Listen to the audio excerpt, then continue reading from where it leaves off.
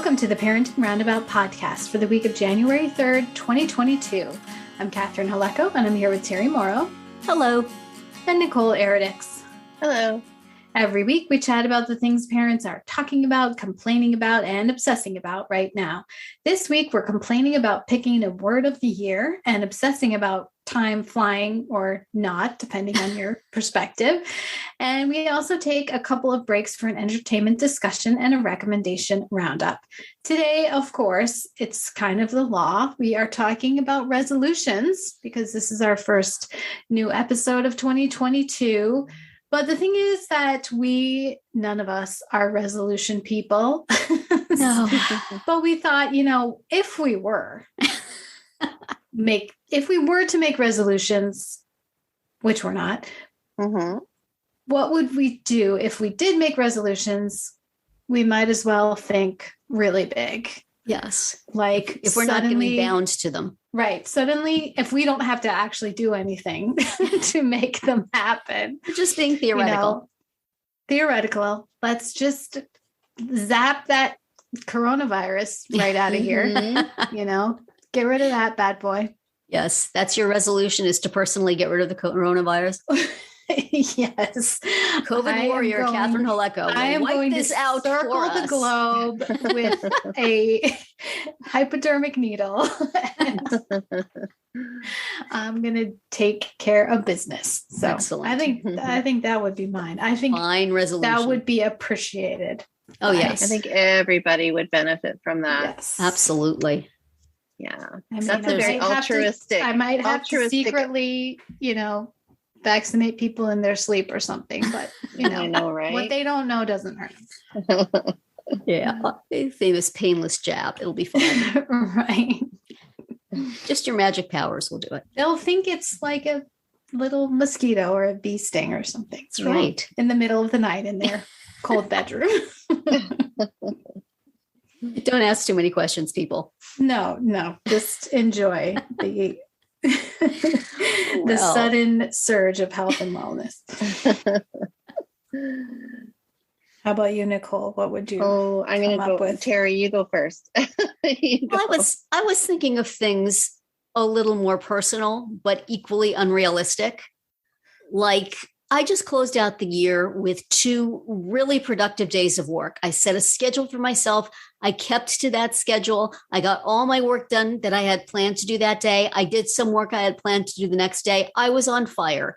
Excellent, excellent work days for Terry. And so I'm just going to resolve that I'm going to do exactly that throughout the rest of the year. I am never going to have an off day. I am never going to put things off to the next day. I'm never going to procrastinate because I don't want to do that particular piece of work. No more of that. Work all through the day, get all my work done, go to bed at a reasonable hour, sleep all through the night. This is my resolution. And I'm glad that I don't have to stick to it because there is no way. Wouldn't it be nice though? Wouldn't it be nice if you could just say that and then it would happen? I know myself. I am too old now to believe that would be possible. I have been burned many, many times by resolutions, but if I could, that'd be awesome. Mm-hmm. I'm pretty sure Monday that spell will be broken, but still. For right now, yes. That would be one. I'd like to resolve to be organized. So these are big, audacious resolutions, are they? Yes, well, because we're not tying ourselves to them. We're just saying theoretically, if we were resolution people, what sort of resolutions would we make? So it's a non-binding agreement. Yeah, non-binding effort here that we just are thinking big and then having a good laugh and then moving on with our disorganized, disheveled, and COVID-filled lives. Right. Oh God! Think big, Nicole. Eating properly, adding more vegetables to my diet. Oh well, now come on. We're trying to have it at least within the realm of possibility. I mean, curing COVID is one thing, but putting vegetables in Nicole's diet. Look, I was reading poor Betty White, who passed away. Bless her soul. I was reading some of her, kind of just random snippets about her life. Uh-huh. And she was saying that one of the secrets to her life was never adding anything green to her diet. So A woman after your own heart. I know. I'm going to go the Betty White route. Yes. I'm going to strive to be much more health. Everybody says that, but I specifically to add more vegetables to my diet. Oh. See if that works. It won't. But sardines. Will you be adding sardines to your diet, Nicole? Terry. I've pushed it too far, haven't I? I don't think little so. Eyes. That is not going to happen. Kale, yes. Sardines, no. Not a chance. Yeah. Do your partners or do your kids make resolutions? No, we're not that kind of family.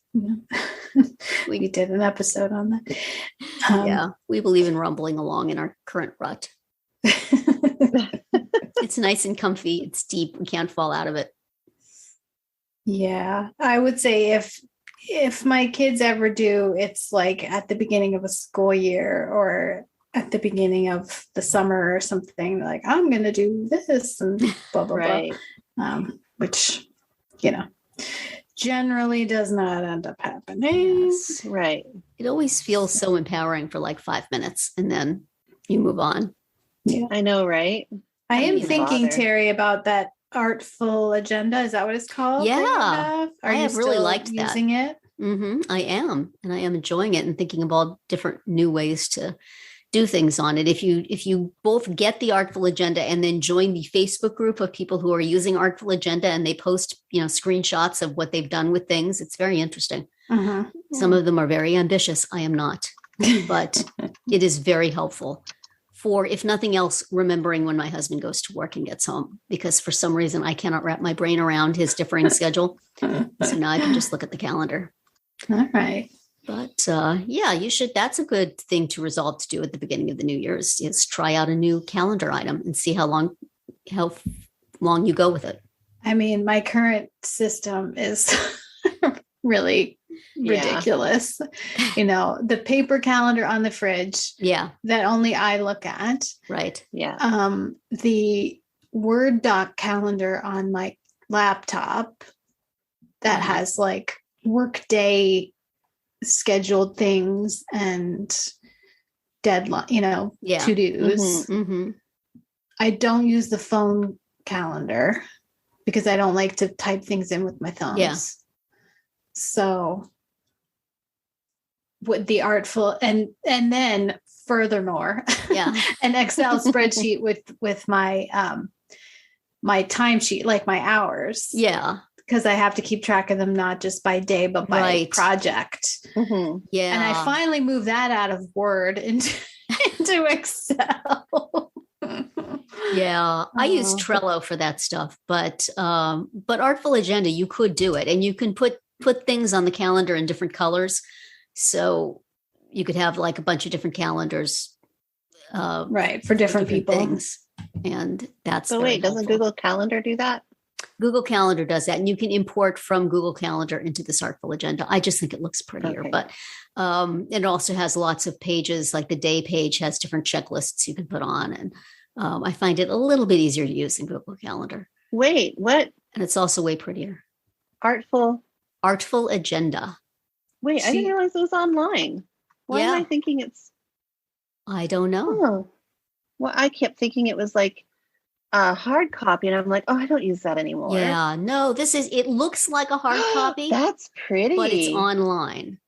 Yes, it's like a pretty offline date book, except it's online, and you turn pages and you hit tabs and you can put stickers on it and can you love that? Does it have an app so you can see it on your phone? Yes. This is getting more and more tempting. Very nice. I'm liking it. It's very pretty, and it's pretty easy to use once you get into it. You can, if you're using other calendars right now, you can import them into it. And then and then you can also just start new calendars. Like I have my husband's work schedule in one color and my son's work schedule in another color. And then I have like my medical appointments because I'm an old lady in a different color. And, just so it looks pretty. And also you can tell things apart. And then the daily would you have to, is very nice. Can it export to Google Calendar? Like, can I put things here first and then have it export to Google Calendar? I'm not sure. I would think so, but I have not done that. So I wouldn't say. But what you can do is you can join that Facebook group and ask people and they will know. Pretty. So, yeah. I like this. Yeah, it is. It gives that satisfying feeling of having a pretty date book without actually having to make room on your desk for it. And then it sits there and it mocks you when you're not using it. Right. It's the way you can just close the tab. Or actually, I've been using there's a desktop app. I haven't been using it in the browser. I've been using it on its own. That's nice. This discussion has veered off the topic, but for all your unrealistic New Year's resolution planning needs, may I recommend Artful Agenda. It's very nice. I've been very happy with it. That's very cool. Outlasted most of the hard. I have like 3 or 4 like hard copy date books on my desk now, unused. Like 5 pages in them are used, and then the rest of them are empty. It's so embarrassing. But I can't throw them away because they're pretty. And maybe one day I'll do something with them. Yeah, but are they like dated from I think 20? Yeah, one of them is dated. 20. But how many years would I have to wait for the dates to be the same? I am Terry. I am a date book addict. I cannot quit them. But interesting. Yeah. So maybe that's just our overall big group goal is like to plan. To pick a date book and to use it the entire year. Yes. Dang it. To be the most productive people possible. Yeah. Possible for us personally or possible in the world. I could be the most productive person for me personally because that's a very, very low bar. Hey, wait, I just turned it on. As we were talking, I'm doing the free trial and I'm looking at it and going, wow. Yeah.